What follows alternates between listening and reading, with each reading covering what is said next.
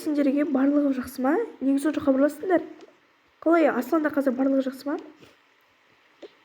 Қалай ұялмай сұрап тұрсың сен, ұятсыз, а? Сен есің дұрыс па, оğlum? Не сөзімді ау? Дұрыстап сөйлеп үйренбедің ба не? Тыңдаш, Аян. Бұның барлығын үйрететін маған сен емес. Қазір Асланда не болып жатқанын білесің бе сен? Не болыпты? Бір ретте талып қалған шығар. Қалай сен бұны ұялмастан айтып отырсың, а? Ол деген әлі кішкентай. Ұқтың ба, ол 5 жасқа да толған жоқ. Кішкентай бала талып қалса, қалай уайымдамайсың сен? Ол үлкен адам басаған. Айттым мен саған, кеше бармай қойсыншы балабақшаға. Бір күн бармай қалса нең кетеді? Ақшан сол кезде бітіп қала ма? Ақша құныққан бәле ұқсадың ғой сен. Аяулым, кішкене дауысыңды громкость азайтшы, яма. Өзім білем, маған сен емес оның барлығын үйрететін. Той болды, қойыңдаршы. Аян, аяулымға қазір оңай емес, сондықтан жай сөйлеуіңді өтінем. Тана, сен біздің отбасылық проблемаға араласпа, жақсы ма? Жоқ, мен жай айтып жатырмын, араласпа деймін саған. Араласпа. Өзімнің баламын, өзім білем қалай тәрбиелесем де. Сен неғып жүрсіз? Қайтыңдаршы бар үйлеріңге. Кешіріңіз, маған олай сөйлеуіңізге хақың жоқ. Аслан менің балабақшадағы оқушым. Сондықтан оған не болса да біз жауап береміз. Оларды сен араластырма, Аян. Олардың ешқандай кінәсі жоқ. Керісінше оларға рахмет айт. Сенен гөрі солардың ақылдары көп.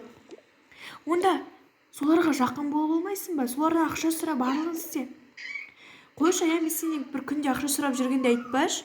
Болды, пап, мама, айқайлабаңыз, дәрші өтініш. Айзере қызым, сен ан жаққа бара тұршы, жүре ма? Жүр, Айзере. Бізге бұл жаққа баруға болмайды. Жүр, кеттік.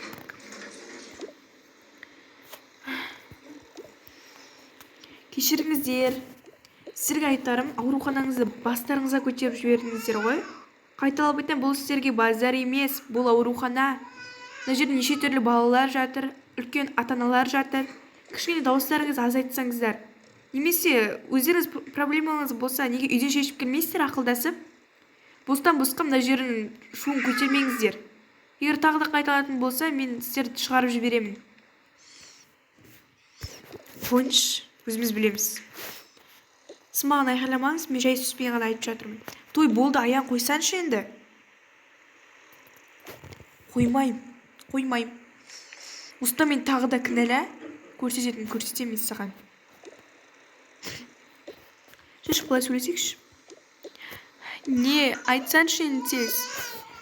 Асына түсіп сөйлесіңіздерші, немесе. Жақсы, жүрші, асына түсіп сөйлесек. Ал не қалып келдің, не істейміз? Аян, мен балам үшін қатты алаңдап тұрмын. Сол үшін ғана саған айқайлап ұрысып жатырмын, ал былай менің бұндай мінезім жоқ. Қойш, тағы сылтауын басталды. Саған өзі не болып жүр, неге сонша ашуланып жүрсің? Қалай түсінбейсің? Менің анам жоқ, ол қайтыс болды. Ал мен жүрсім мынау. Енді сен анаң қайтыс болғанда мен кінәлімін бе? Қойш, мен сен кінәлісің деп тұрған жоқпын. Онда неге мені ғайбаттай бересің? Қалай түсінбеймін мен оны?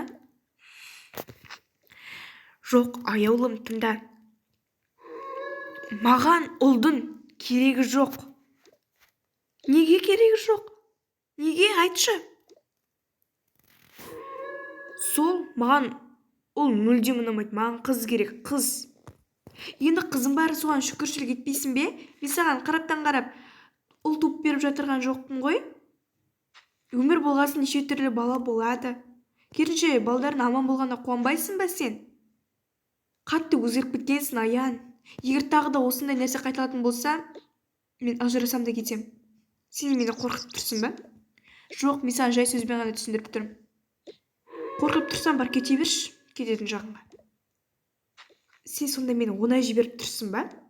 Енді аяғыңа жалынайын ба? Аяулым, кетпеш, өтініш, енді қайталанбай деп жалынуым керек па? Айтшы. Немесе саған қымбат сыйлықтар сыйлайын ба?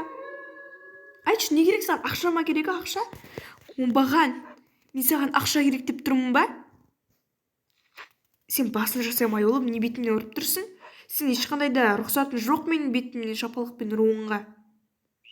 Кетші, сені көргім келмейді.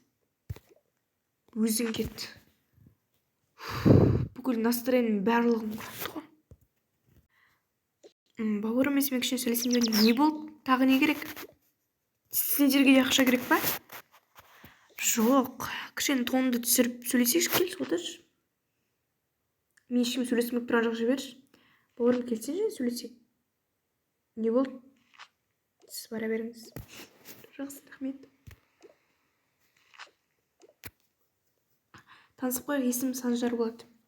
Аян мырза, сізге айтарым, бағанадан бері қарап тұрмын. Тіпті қояр емес, енді қанша дегенмен ол сіздің әйеліңіз ғой, қатты сөйлемесеңіз деймін. Біреудің отбасына айырылыса бермеші. Жоқ, мен жай ғана түсініп тұрмын. Олдың несі жаман? Ол керісінше тірегіңіз болады, әкенің орнына әке болады. Ертеңінде ол сізді асырайды ғой. Әрине, қызынды жамағаттағаным жоқ. Қызда ол керек. Қызыңызда болған жақсы, бірақ енді ұлды да сыйлап қойыңыз. Ертеңінде сіз бір жаққа кеткенде үйде кім қамқоршы болады? Қызыңыз қамқоршы бола ма? Ұлыңыз қамқоршы болады. Кім сіздің қасыңызда көп жұмыс жасайды? Ауыр заттар кім көтереді? Сіздің қызыңыз көтере ма? Жоқ, ұл көтереді. Ұлыңыз болғанда қуаныңыз. Тіпті қыз десеңіз қызыңыз бар, ұл десеңіз ұлыңыз бар. Неге сонша қуанбайсыз? Кейбір әкелер бар, өздерінің ұл қыздары бар, соған қуанады, бірақ олар кішкене бір ауытқу болса қатты жылайды, қайғырады. Ал соған қалай қарайсыз? Тіпті ұл қыздарыңыз аман сау, алдыңыз аман сау жүргенде қуанбайсыз ба? Соны сізге түсіндірейін деп.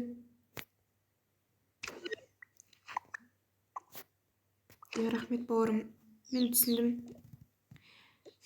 Сіз кішкене қателік жасап қойдыңыз. Соны сізге айтайын деп, енді барып әйеліңізден кешірім сұрасаңыз, әйтпесе осылай жүре берсеңіздер, түбінде ажырасасыздар. Осылай, бала ол сіздерге берілген бір несібе ғой. Баладан ешқандай қателік көрмеңіздер. Бала ол сіздердің бақыттарыңыз. Болашақта үлкейгенде ол сіздерді асырайды. Сол кезде бір қызығын көресіздер. Жақсы, бауырым, асығыс едім.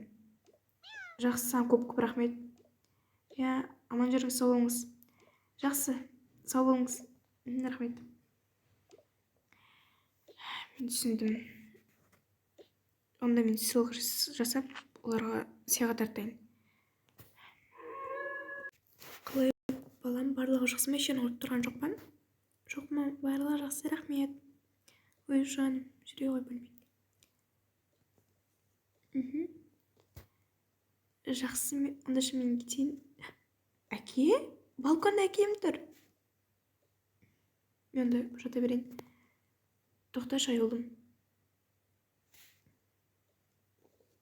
Әке! Мәссаған, барлығы кімге? Қазір қызым. Мен де кете берейін. Жоқ. Сен де кел, Дана. Не үшін? Айтпақшы міне. Айылым, рахмет. Сендерге айтарым, барлықтарына мені кешіріңдерші. Бүгін мен өте қатты қателік жасадым. Әсіресе айылым, мені кешір. Артық кетіп қалған кездерім болса, өтініш кешірші. Енді ондай қайталанбайды. Әрине кешірем. Сен де мені кешір. Мені саған кішкене айқайлап сөйлеп қойсам. Жоқ. Ешқандай да қажет жоқ. Саған көп рахмет. Не үшін? Маған дүниеге осы тәп-тәтті екі бүлдіршін алып келген үшін. Әкес, мені жақсы көресіз бе? Ой, жаным, балам, әрине мен сені жақсы көрем. Кім өз баласын жақсы көрмейді? Просто ол кезде білмеймін, мен қатты көңіл болған жоқ, білесің ғой. Жақсы. Ой, жаным, келші. Мен сені өте қатты жақсы көрем, жарай ма? Айтпақшы, сол үшін мен сендерге күшті сыйлық алып келдім. Қандай, әке? Қазір? Жүріңдер, залға көрсетейін. Онда жүріңдер, кеттік. Әкелерін бізге не алып келді екен? Қарайық, иә? келіңдер. Так, бірінші.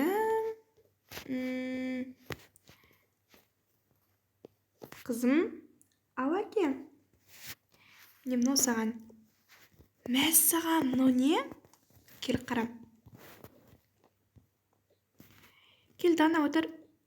Рахмет. Қызым, қара. Міне. Мынаның ішіне керек пеналдарын, ручка, әп-әдемі іші міне. Қарашы, мынандай ручка бар. Мәссаған, сабаққа керек болды ғой? Иә, бер сабаққа қарағанда керек. Рахмет, әке, мен сізді қатты жақсы көремін. Ой, жаным, мен де сені өте қатты жақсы көремін.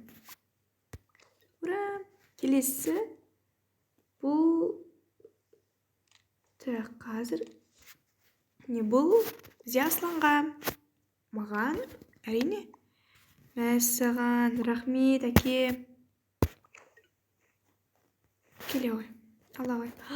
Күшті ғой, мына бет ашылады, өзің өнесіне ма? Ура, рахмет. Мен сізді қатты жақсы көремін. Жаным, мен де сені жақсы көремін. Кешіре ма? Қатты айтып қойсам. Иә. Ура, қайсы сенікі? Келесі. Мынау саған. Маған? Жоқ, бұл Данаға. Не үшін? Маған неге алдың? Енді кішкене ауыр айтып қойдым, сендерге кешірші.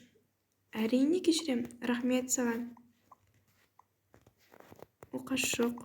Сендерге де көп рахмет. Бізге де көмектесіп жүрсің ғой, біздің де бір үйіміздің мүшесі болып кеттің. Иә, Дана, саған көп рахмет. Осындай қиын кезде біздің қасымызда табылған үшін. Оқасы жоқ. Рахмет. Үйге барып шай ішетін болдым. Ал мынау саған, аяулым. Мәссаған, рахмет. Ерекше гүл алыпсың. Есі өте әдемі. Міне осындай сенде мына жерде мынандай бар еді ғой, жүрегі енді осындай бар. Мәссаған, рахмет. Сен қатты жақсы көрем. Мен сен қатты жақсы көрем. Жақсы, онда барып шай ішейік. Иә, жүріңдер, мен сендерге тәтті күшті шай берейін. Бүгін біздің үйде қонбадың ба, Дана? Үйдің есігін кілттеп сөйтіп бірақ кетуім керек еді. Жақсы, онда аян сен жеткізіп сөйт. Иә, уайымдама. Түнде бірақ бара салшы еш. Күшіп шай ішейік оданша. Жүріңдер. Балдар, жүріңдер. Жақсы. Қазір